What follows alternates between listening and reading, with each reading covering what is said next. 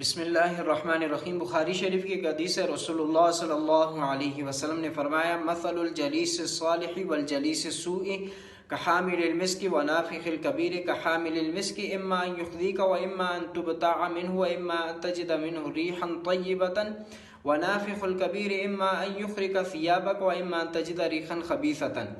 ترجمہ حدیث مبارکہ کا ہے کہ نیک ساتھی اور برے ساتھی کی مثال عطر بیچنے والے اور لوہار کی سی ہے۔ عطر بیچنے والا یا تو تمہیں کچھ دے تم اس سے کچھ خریدو گے، یا کم از کم خوشبو تو محسوس کرو گے، اور لوہار یا تو تمہارے کپڑے جلا دے گا یا کم از کم بدبو تمہیں محسوس ہوگی۔ پیارے بھائیوں، آپ کے دوست آپ کی شخصیت کا عکس ہوتے ہیں۔ اگر ساتھی اچھا ہو تو انسان خوشبو کی طرح مہک اٹھتا ہے، اور اگر ساتھی برا ہو تو بدبو کی طرح بگڑ بھی جاتا ہے۔ سوچ سمجھ کر دوستی کرو، کیونکہ دوستی انسان کو جنت یا جہنم کے راستے تک لے جاتی ہے۔